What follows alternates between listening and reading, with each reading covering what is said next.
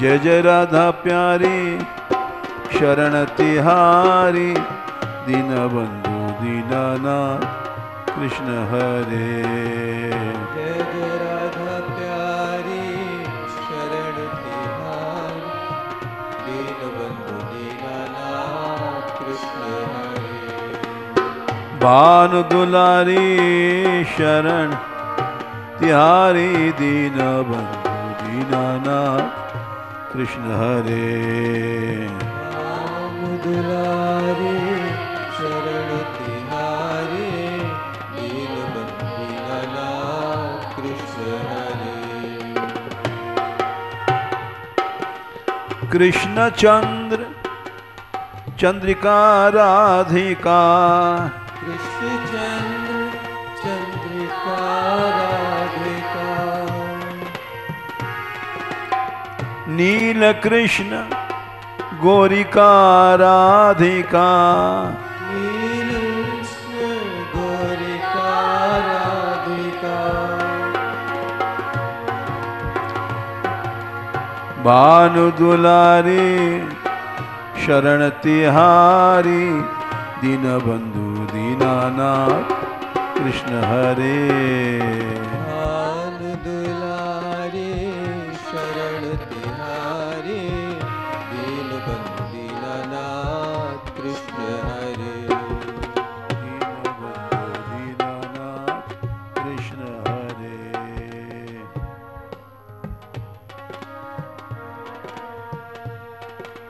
दीनबंधु दीनानाथ कृष्ण हरे। दीनबंधु दीनानाथ कृष्ण हरे।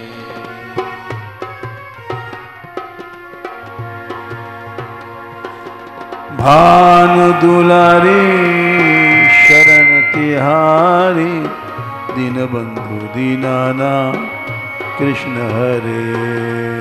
भानु दुलारी शरण तिहारी दीनबंधु दीनानाथ कृष्ण हरे।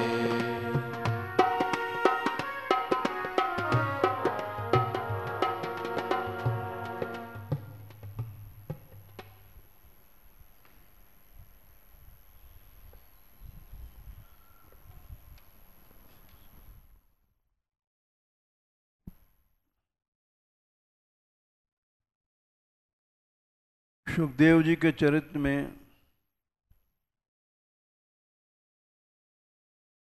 ये चल रहा है कि सुखदेव जी जब पिता को छोड़ करके भाग गए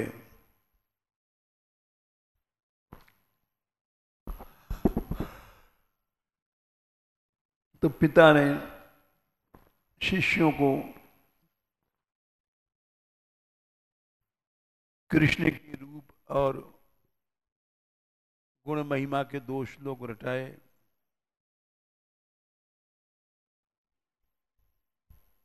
और उन्होंने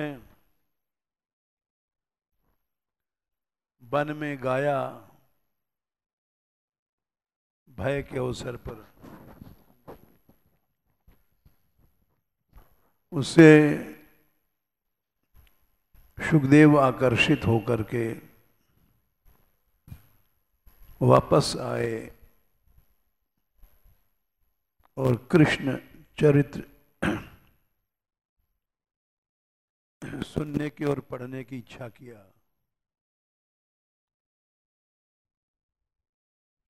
पहले श्लोक में श्री कृष्ण का रूप का वर्णन है जो परसों सुनाया था। दूसरे श्लोक में उनकी दयालुता का वर्णन है।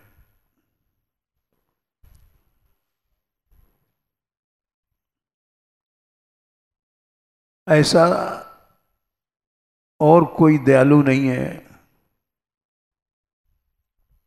जो हत्या करने आई थी पूतना, विष पिलाया और उसको माता की गति दिया।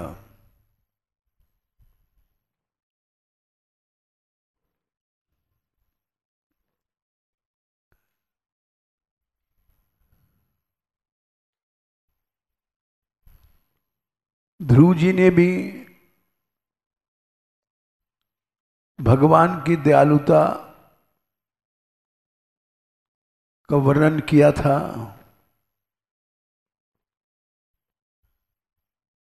ओम नमो भगवते वासुदेवाय। इस मंत्र के अनुष्ठान से भगवान आए और ध्रुव जी को दर्शन दिया।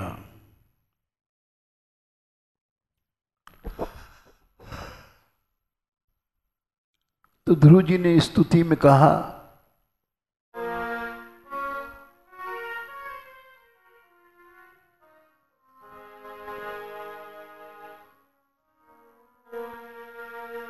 सत्याशिषो हि भगवंस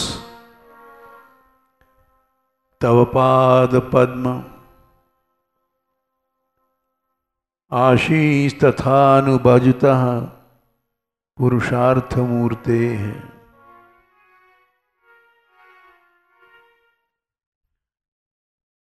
ये भगवान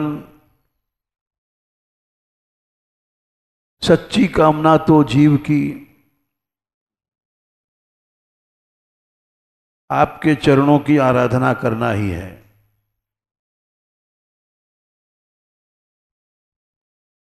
सत्याशिषो, सत्या माने सच्ची कामना, तथानुभजतः पुरुषार्थ मूर्ते।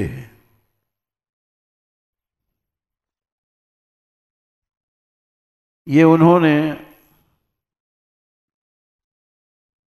चौथे स्कंद में 9वें अध्याय में 17वें श्लोक में ये बात कही है।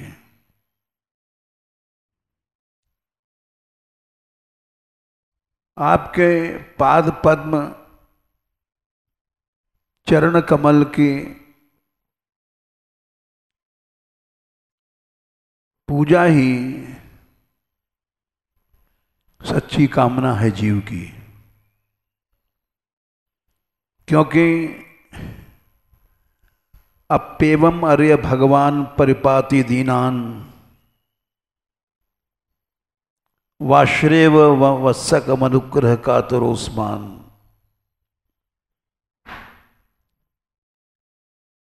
क्योंकि भगवान इतने दयालु हैं कि जैसे हम लोगों को रोग लग जाता है, काम कातर, क्रोध कातर, काम से पीड़ित को काम कातर कहा गया, क्रोध से पीड़ित को क्रोध कातर कहा गया, लोभ से पीड़ित को लोभ कातर कहा गया। वैसे भगवान को भी एक बीमारी लग गई है, अनुग्रह कातर।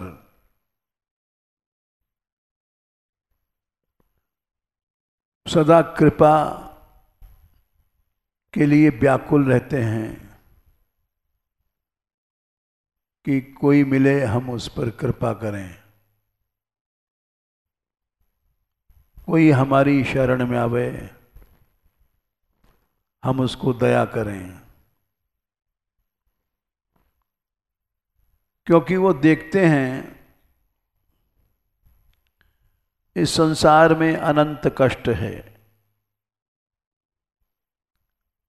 हर प्राणी इस संसार में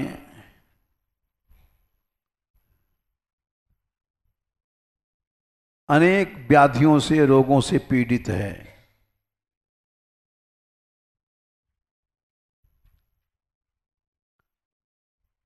इसलिए वे मनुष्य शरीर भी देते हैं कि तुम हमारी प्राप्ति करो।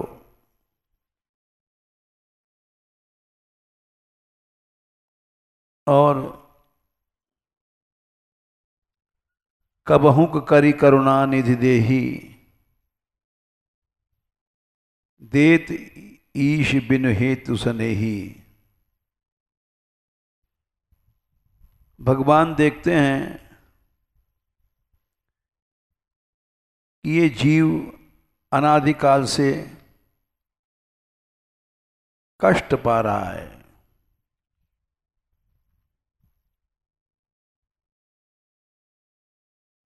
तो ये साधन का धाम शरीर देते हैं, मनुष्य बन करके तुम हमारे पास आ जाओ।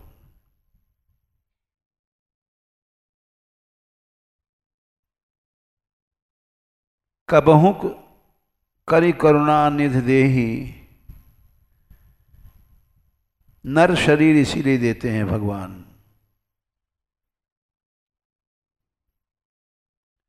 देत ईश बिन हेतु स्नेही, ये बात उत्तरकांड में 44वें दोहे में कही गई है। बिन हेत, बिना स्वार्थ के दया करते हैं, स्नेह करते हैं, प्रेम करते हैं कि अरे प्राणी तू अनादिकाल से जन्म ले रहा है, मर रहा है, बार बार जन्म लेता है, बार बार मरता है, और जाने कितने समय बीत गए,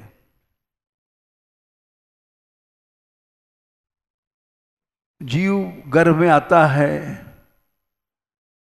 प्रतिज्ञा करता है,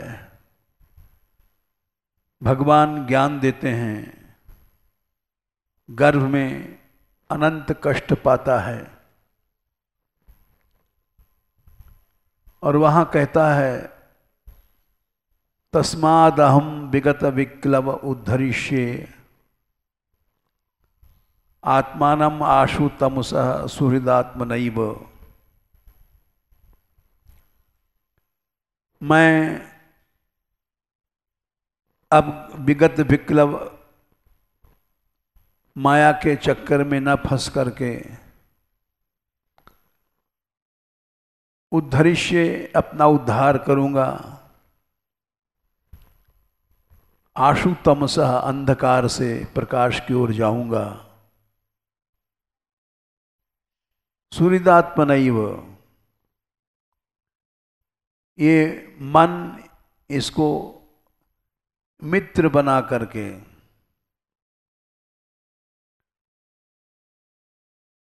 भगवान ने कहा 6वें अध्याय में गीता जी में कि मनुष्य का सबसे बड़ा शत्रु मन है और सबसे बड़ा मित्र मन है। 6वें अध्याय में 6वें श्लोक में कहते हैं बंधुरात्मात्मनस्तस्य येनैवात्मात्मना जितः अनात्मनस्तु शत्रुत्वे वर्तेत आत्मैव शत्रुवत्।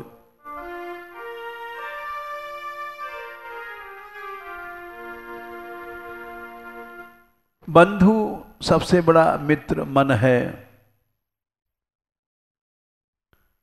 जिसने जीत लिया है अपने आप को, और सबसे बड़ा शत्रु है मन। सबसे बड़ा मित्र है मन, जो विकारों को जीत लेता है। सबसे बड़ा शत्रु है मन, जो मनुष्य को शत्रु की तरह भोगों में फंसा करके मार डालता है। वर्तेत आत्मैव शत्रुवत्। तो गर्भ में प्रतिज्ञा करता है जीव तस्मात् अहम विगत विक्लव उद्धरिष्ये। तीसरे स्कंद में ये श्लोक आता है 31वें अध्याय में, गर्भ स्तुति में। वो कहता है मैं अब विगत विक्लव, घबराहट छोड़ करके अपना उद्धार करूंगा।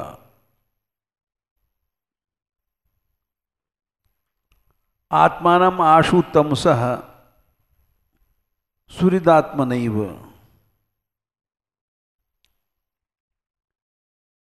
इस मन को मित्र बना करके बोले कैसे उद्धार करोगे?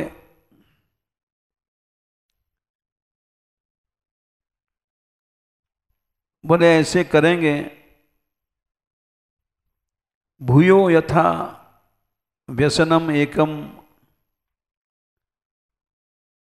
कि दोबारा ये अनंत दुखों से भरा हुआ,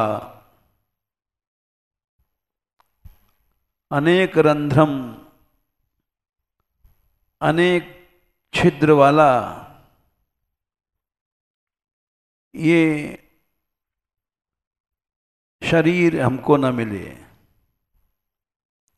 भवचक्कर में, भवसागर के चक्र में हम न फंसें। भूयो यथा व्यसनम एतद अनेक रंध्रम मामे भविष्यत उपसादित विष्णुपादः। अब गर्भ से निकल करके मैं केवल भगवान के चरणों की प्राप्ति का प्रयत्न करूंगा, और इस जन्म में तो पा ही लूंगा। उपसादित विष्णुपादः,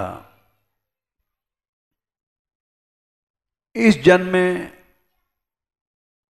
अब संसार में भोगों में नहीं फंसूंगा।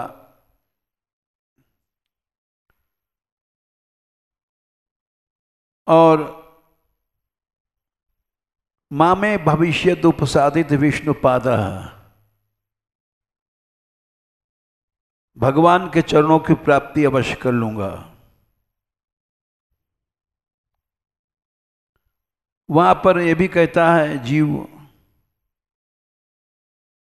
कि हे महाराज, यहां गर्भ में बहुत कष्ट हैं। स्वहम वसन्नपि बहु विभो बहु दुखवासम, लेकिन मैं गर्भ से बाहर नहीं आना चाहता। गर्भान्न निर्जगमिषे बहिरंध कूपे, बाहर अंधेरा है, मोह का अंधकार है। यत्रोपयातम उपसर्पति देव माया, बाहर आते ही माया दबा देगी, जिससे हमारी मिथ्या मुतिर यदनुसंसृति चक्र में तत्, हमारी बुद्धि में मिथ्यापन आ जाएगा कि भोग सत्य है, और हम फिर से भोग के लिए शुरू कर देंगे कर्म।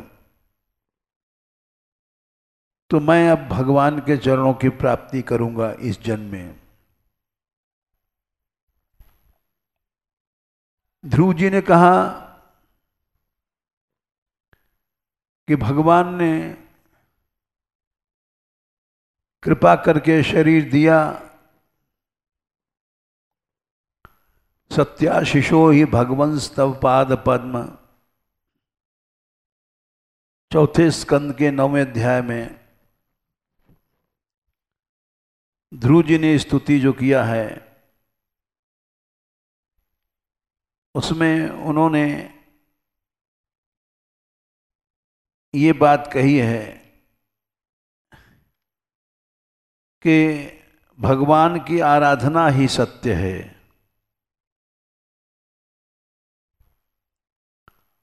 17वां श्लोक है, 4:9-17।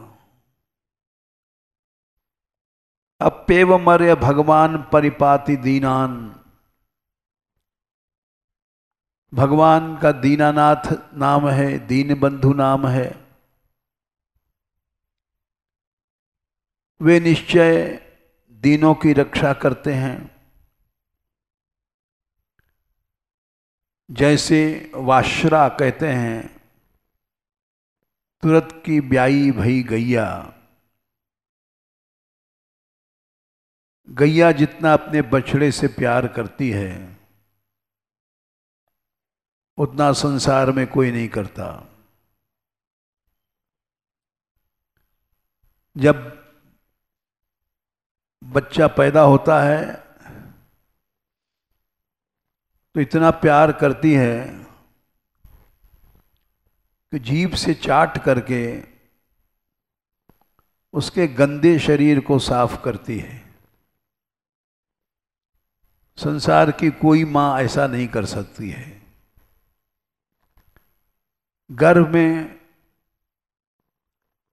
अनेक प्रकार की गंदगियां रहती हैं, और जब बच्चा पैदा होता है तो उसके साथ सब गंदगियां बाहर आती हैं। खून, मांस, रक्त, पीप, मल, मूत्र, ये सब गर्भाशय में रहते हैं। गर्भ में जब निकलता है तो इन सब गंदगियों को लेके निकलता है, और गौ माता सब गंदगियों को जीभ से चाटती है। बछड़ा इतना प्यारा लगता है कि उसकी गंदगियों को भी वो प्यार करती है, चाट करके साफ कर देती है, और उसके बाद उसकी रक्षा करती है। रक्षा के बाद उसको दूध पिलाती है। उसके चाटने में, उसके प्यार करने में ही इतनी शक्ति है कि बछड़ा तुरंत कूदने लग जाता है। संसार के जितने प्राणी हैं, पैदा होने के बहुत दिन बाद चल फिर सकते हैं, लेकिन गाय का बछड़ा तुरंत खड़ा हो जाता है। ये गाय के प्रेम की महिमा है। वाश्रेव, वाश्रा माने तुरंत की ब्याई भई गैया। जैसे रक्षा करती है, पालन पोषण करती है, दूध पिलाती है, वैसे ही भगवान भी शरणागत भक्त की रक्षा करते हैं, पालन पोषण करते हैं, योगक्षेम धारण करते हैं।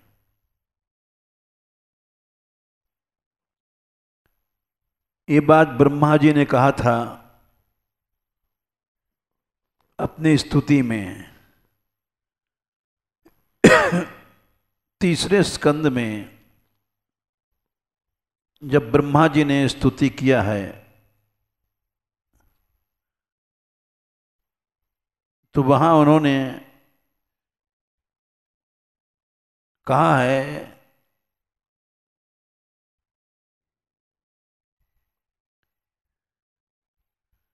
नौवें अध्याय में, स्तुति किया है और उसमें उन्होंने कहा है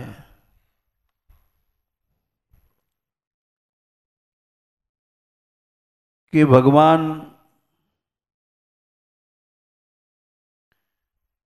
इतने दयालु हैं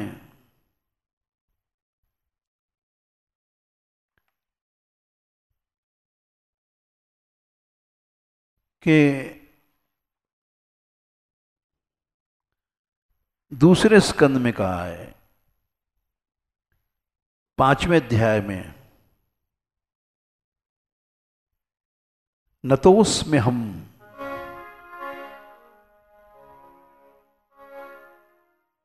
नतोस्म्यहम् तच्चरणं समीयुषाम् भवच्छिदं स्वस्त्यनं समंगलम् यो ह्यात्ममाया विभुवंस्म पर्यगात् यथा नभः स्वान्तमथा परे कुतः। मैं उन भगवान को प्रणाम करता हूं, नतोस्म्यहम् तच्चरणम्, उनके चरणार बिंद को मैं नमस्कार करता हूं। क्यों? चरणों को नमस्कार करने में क्या फायदा है? 3 फायदे हैं। भगवान के शरण में जाओ, सब संसार छोड़ दो। उनकी शरण में जाने के लिए धर्म अधर्म सब छोड़ना पड़ता है। सर्वधर्मान परित्यज्य मामेकम शरणं व्रज अहं त्वा सर्वपापेभ्यो मोक्षयिष्यामि मा शुचः। नतोस्म्यहम् तच्चरणं समीयुषाम्।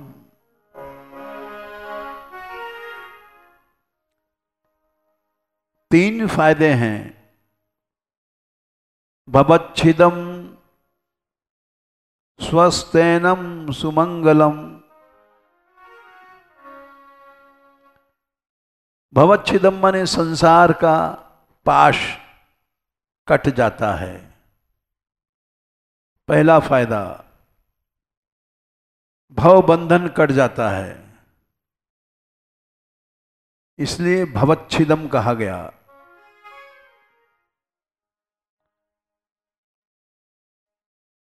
कोई आदमी फंसा है भंवर में, निकाल दिया उसको भंवर में से, चलो एक मुसीबत टल गई,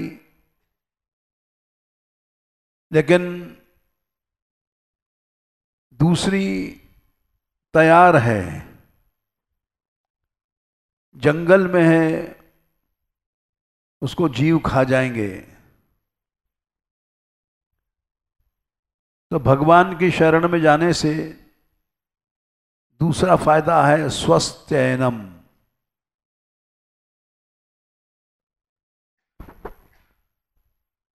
सदा के लिए कुशल हो जाता है प्राणी। बिना भगवान के शरण में गए कुशल नहीं होता।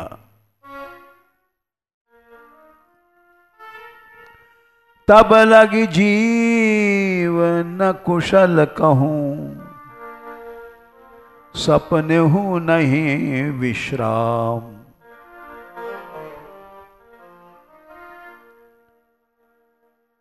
जब लगन भजत राम कहूं, शोक धाम तज काम। भगवान ने विभीषण से पूछा था कि तुम क्या कुशल से हो विभीषण? ये जब वो शरण में गए हैं तब भगवान ने प्रश्न किया है उनसे, तुम कैसे कुशल से रहते हो? क्योंकि तुम्हारा निवास खलमंडली बसहु दिन राती, तुम दुष्टों के बीच में रहते हो। लंका निश्चर निकर निवासा, यहां कहां सज्जन कर वासा। तो इसलिए भगवान ने पूछा कि क्या तुम कुशल से हो वहां?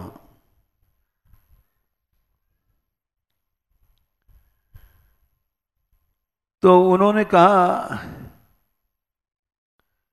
कि कुशल से अगर कहें कि हम कुशल से हैं तो ये गलत बात है। भगवान स्वयं कह रहे हैं कि तुम खल मंडली में रहते हो, वहां कुशल कहाँ है।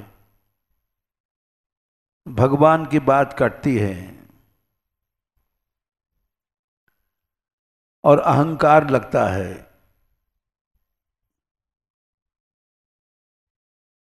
खल मंडली बसहु दिन राती, सखा धर्म निबहु कई भांति। सुंदर कांड में 46वें दोहे में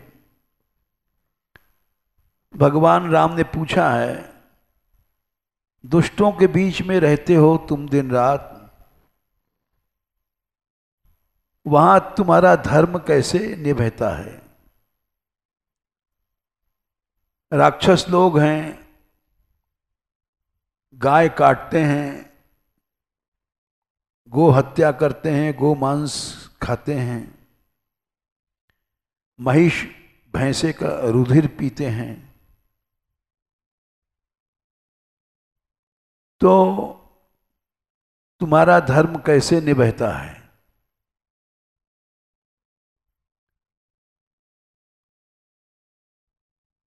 खलमंडली बसहु दिन राती, सखा धर्म निबहु कई भांति। मैं जानूं तुम्हारी सब रीति, अति नय निपुण न भाव अनीति। तुम बड़े चतुर हो, लेकिन बरु भलुबास नरक करताता। दुष्ट जंग संग जनि देई विधाता। नरक में रहना अच्छा है, दुष्ट का संग नरक में पहुंचा देगा। और नरक में तो आदमी कष्ट पाकर के शुद्ध हो जाता है। नरक इसलिए बनाया गया है, वहां जीवों के पाप का दंड मिलता है और जीव शुद्ध हो जाता है। और दुष्ट गलत बात सिखा करके नरक भेज देता है। तो नरक में रहना अच्छा है, दुष्ट का संग अच्छा नहीं है। मनुष्य पैदा होता है, बाहर आके गंदगी सीखता है, चोरी, छल, भोग, शराब, ये सब बाहर सीखता है, गर्भ में नहीं सीखता। तो नरक में जाना अच्छा है। बरु भलबास नरक करताता, दुष्ट संग जनि देई विधाता। तो विभीषण जी ने उत्तर दिया, अगर ये कहें कि हाँ हम कुशल से हैं तो भगवान की बात कटती है। लंका में कुशल कहाँ? अरे दुष्टों के बीच में कुशल हो ही नहीं सकता। गीता प्रेस वालों ने एक चरित्र छापा कि वहां जब पाकिस्तान बन रहा था तब मुसलमान लोग जो हिंदुओं को काट रहे थे, हिंसक जाति है, और उन्होंने एक परिवार वालों को पकड़ लिया। वो भागना चाह रहे थे हिंदुस्तान, पकड़ लिया और कहा कि तुम यहीं रहो, हम तुमको मारेंगे नहीं। उनके साथ लड़कियां थीं सुंदर सुंदर।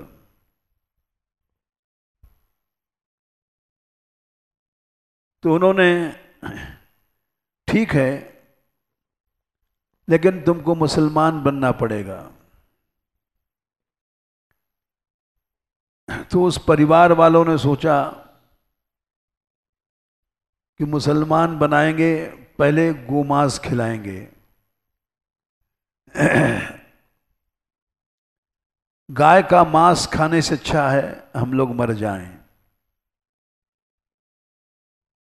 उन्होंने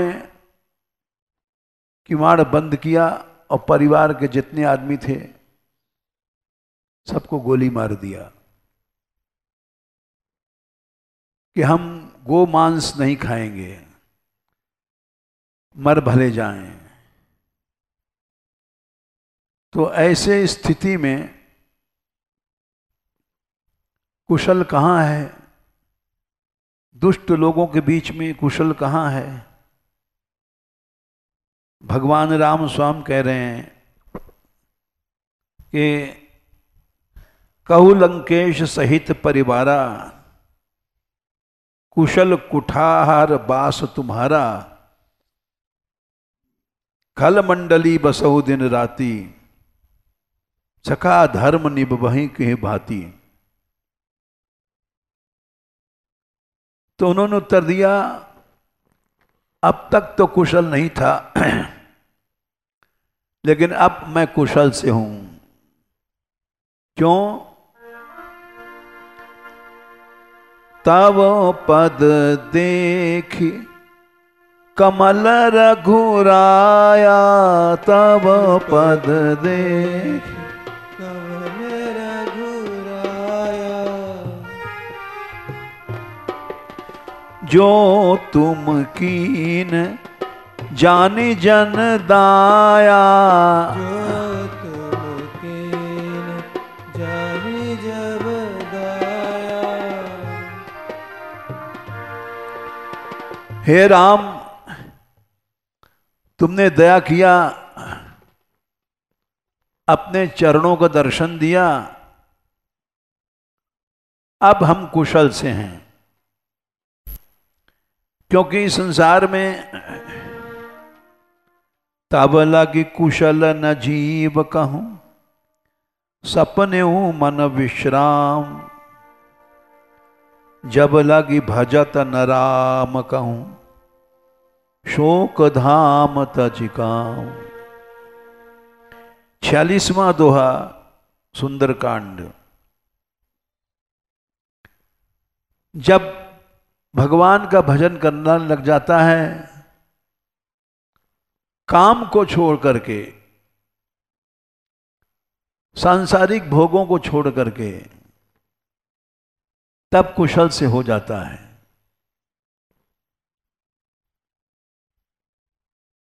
तो ब्रह्मा जी कहते हैं भगवान के शरण में जाना चाहिए, क्योंकि भवच्छिदम स्वस्तेनम सुमंगलम, नतोस्म्य हम तच्चरणम समीयुषाम। दूसरे स्कंद में 6वें अध्याय में ये श्लोक आता है 35, 2:6-35। आपके चरणों का आश्रय कैसा है? भवच्छिदम, संसार के बंधन कट जाएं, स्वस्थेनम, कुशलता प्राप्त हो जाती है, सुमंगलम, सदा मंगल होता है। तो क्योंकि आपकी महिमा अनंत है। यो ह्यात्माया विभवम स्म परयागाद यथा नभा स्वांतमथा परे कुतः। जैसे आकाश स्वयं नहीं जानता कि हम कितने ऊंचे हैं, आकाश को खुद पता नहीं कि कितने तारे हैं, अनगिनत तारे हैं। ऐसे तारे हैं जिनकी किरण आज तक पृथ्वी पर पहुंच नहीं पाई, बराबर चल रही है। 3 लाख किलोमीटर अंतरिक्ष में प्रति सेकंड किरण की चाल है। लेकिन सोचो आज तक इतने दूर हैं वे कि किरण पहुंच नहीं पाई। करोड़ों नहीं, अरब नहीं, खरब, संख्या नहीं है, इतनी दूर हैं। तो यो ह्यात्माया विभुम स्म पर्यगाद। भगवान भी अपने वैभव को नहीं जानते हैं। जैसे आकाश अपनी अनंतता को नहीं जानता है। यथा नभा स्वांतम अथा परे कुतः। तो अनंत की शरण में जाना चाहिए। यथा नभा स्वांतम अथा परे कुतः। पर्यगाद परिवर्जने उपसर्ग से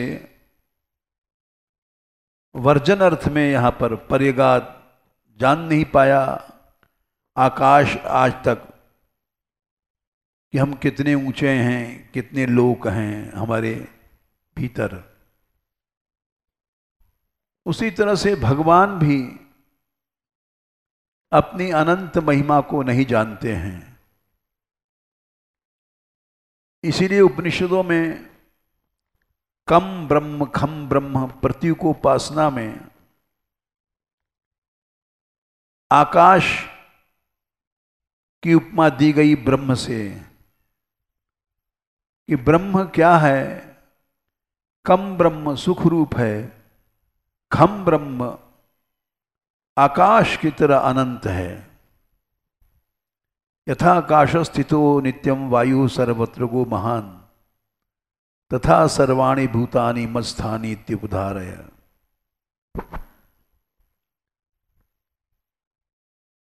तो ब्रह्मा जी ने कहा कि भगवान की शरण में जाओ,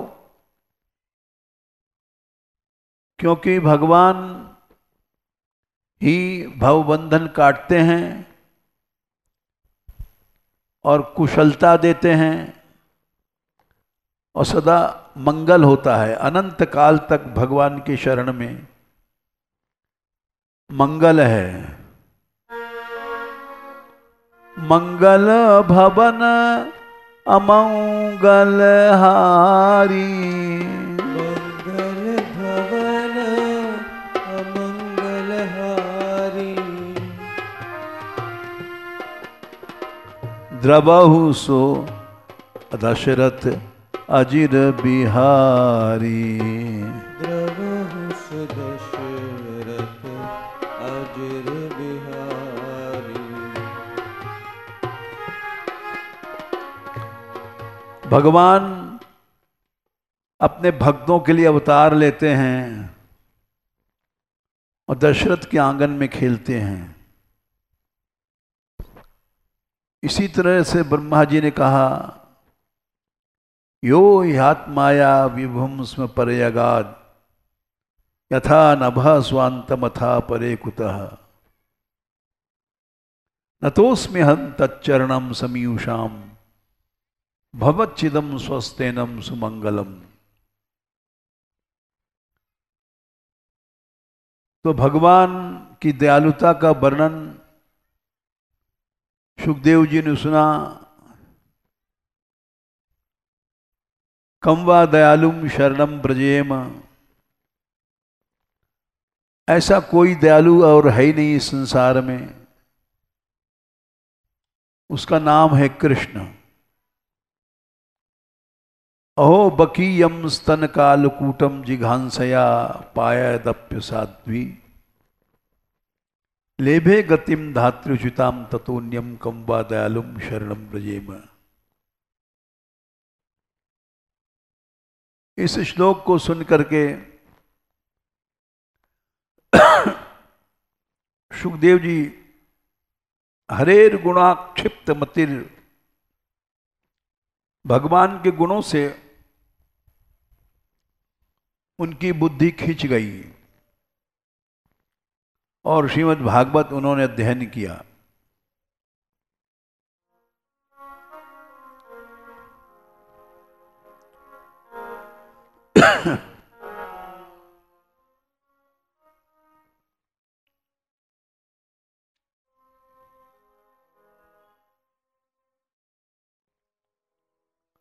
ये सुखदेव जी का चरित्र हुआ। लेकिन छोटी सी कथा और सुना देते हैं। हिरण्याक्ष के बाद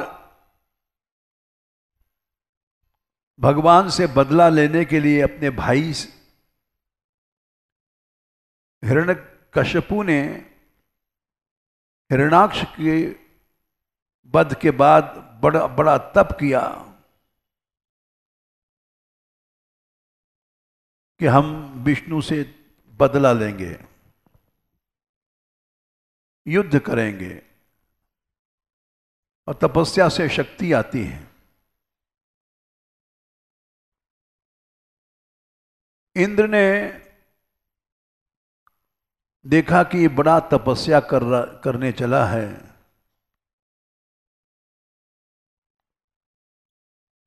तो दो पक्षी,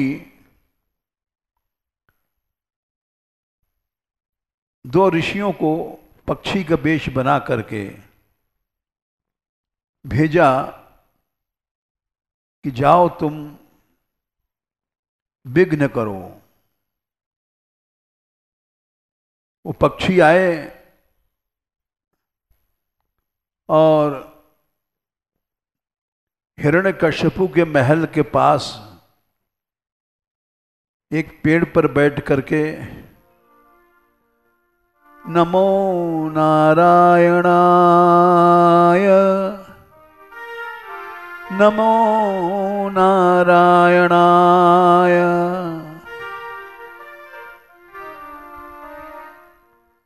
उच्चारण करने लग गए। हिरण्यकश्यपु ने सुना कि नारायण नारायण हमारे शत्रु का नाम ले रहा है, कौन है?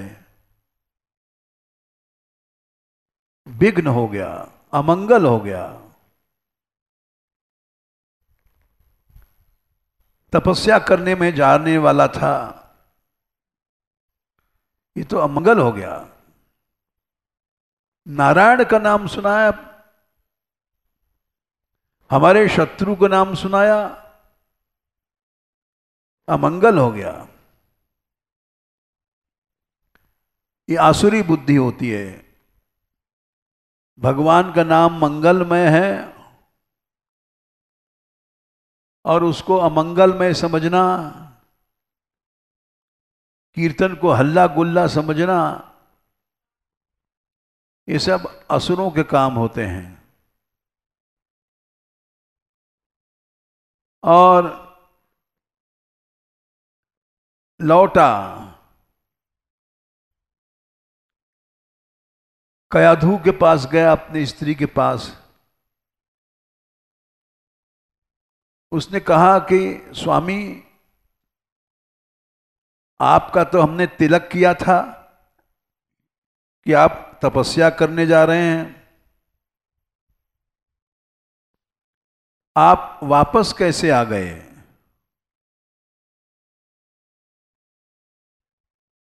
तो हिरण्यकश्यप बोला, देखो कयाधु, मैं तपस्या करने जा रहा था, विघ्न आ गया। बोले आपका भी विघ्न, आपके पास विघ्न कैसे आ गया?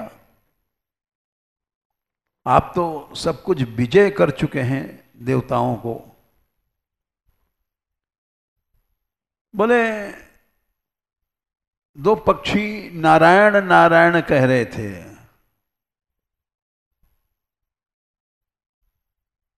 नारायण नाम सुनकर के कयाधु को बड़ा अच्छा लगा कि चलो इनके मुंह से नारायण नाम तो निकला। वो भक्त थी, बार बार पूछती थी कि क्या कहा पक्षियों ने। फिर वो कह देता था नारायण नारायण, मेरे शत्रु का नाम लिया। वो होशियार थी। आपने ठीक से सुना? बोले हां, हमारे शत्रुओं का नाम लेता था। उस समय वो कयाधु से संपर्क किया। नारायण नाम लेने के कारण प्रहलाद पैदा हुए। भगवान का नाम किसी भी हालत में लो, वो मंगल करता है। भोग काल में भी मंगल करता है। और चला गया तपस्या करने।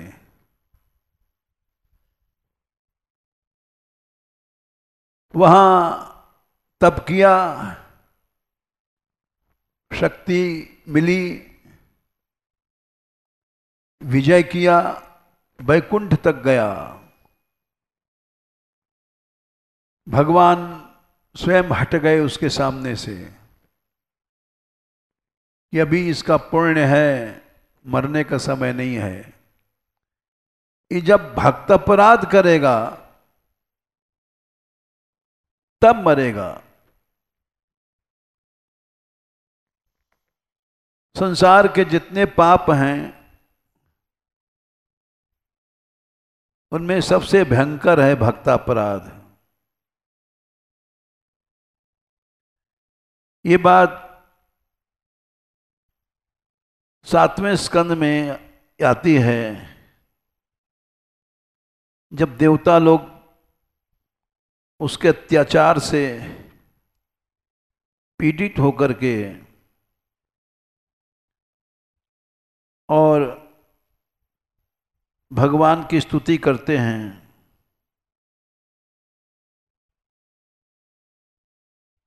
तो भगवान ने स्वयं कहा था कि तुम चिंता नहीं करो। जब ये अपने पुत्र से बैर करेगा, जो बड़ा भागवत होगा, भक्त होगा, तो मैं इसको मार डालूंगा।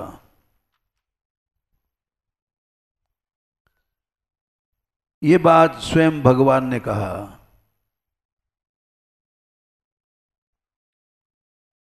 इस बात को सुनकर के देवता लोग लौट गए।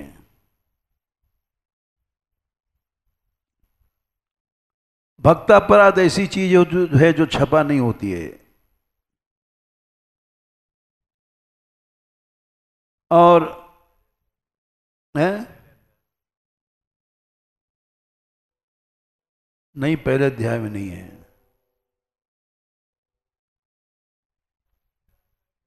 हैं? हाँ, चौथे में है। 4 का 28।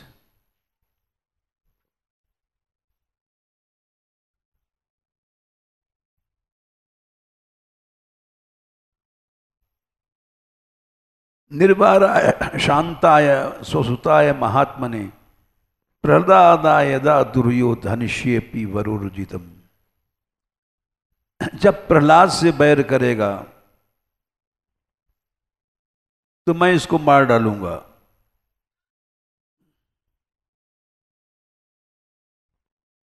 देखो, प्रहलाद जी के बारे में भी एक कथा है। भक्त तोषणी टीकाकार ने लिखा है कि वे एक बार प्रहलाद जी से मिल गए, सनकादिक आए और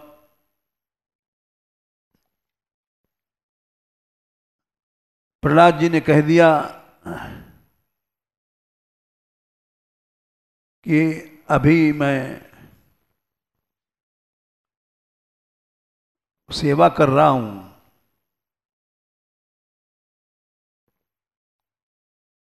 तो सनकादिक चले गए। प्रहलाद जी मिले नहीं उनसे। द्वारपालों ने कहा कि आप कुछ देर रुकिए, लेकिन सनकादिक चले गए। अनजान में भक्तापराध बन गया और उनकी बुद्धि विपरीत हो गई और जो प्रहलाद बड़े भगवान के भक्त थे, वो बोले मैं विष्णु से लड़ाई करूंगा, हमारे पिता को मारा है तो हम बदला लेंगे। युद्ध के लिए तैयार हो गए और बोले सेना को सजाओ, हम बैकुंठ पर चढ़ाई करेंगे।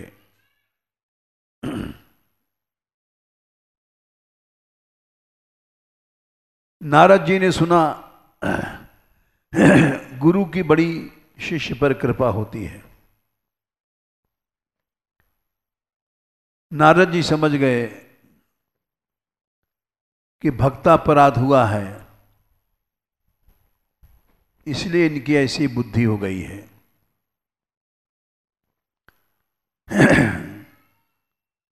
नारद जी आए, प्रहलाद जी ने उठ करके दंडवत किया और क्योंकि नारद के प्रति श्रद्धा थी, बहुत कुछ अपराध तो इसी से दूर हो गया। भक्तापराध भक्तों की कृपा से दूर होता है। उन्होंने पूछा, प्रहलाद क्या हाल चाल है? बोले महाराज बैकुंठ पे चढ़ाई करने वाला हूं। हैं? बैकुंठ पे चढ़ाई?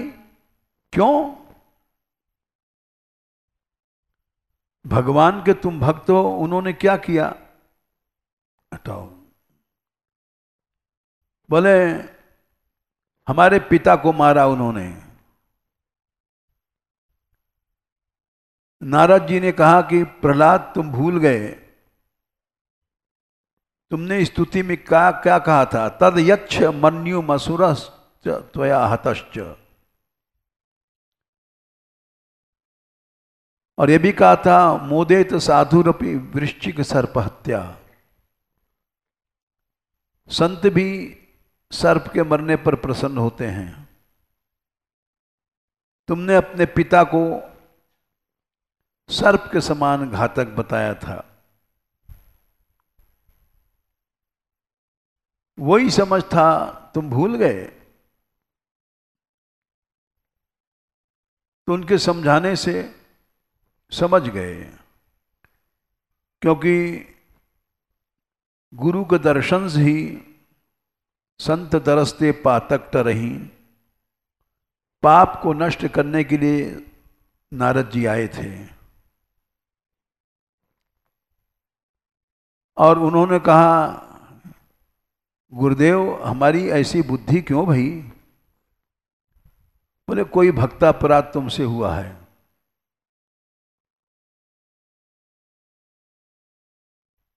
सोचो बोले सनकादिक आए थे, लौट गए, मैं उनसे मिल नहीं पाया था। बोले बस यही अपराध है, जाओ सनकादिकों से क्षमा मांगो। सनकादिकों से क्षमा मांगी, बुद्धि शुद्ध हो गई। तो ये सुखदेव जी के प्रसंग में थोड़ा सा प्रहलाद का भी चरित्र कहा। इस तरह से प्रहलाद जी जो कीर्तन भक्ति के आचार्य हैं, कीर्तन माने भगवान का यश गाना, वे दूसरे आचार्य हैं। पहले आचार्य परीक्षित की कथा हुई थी, दूसरे कीर्तन भक्ति के आचार्य सुखदेव की।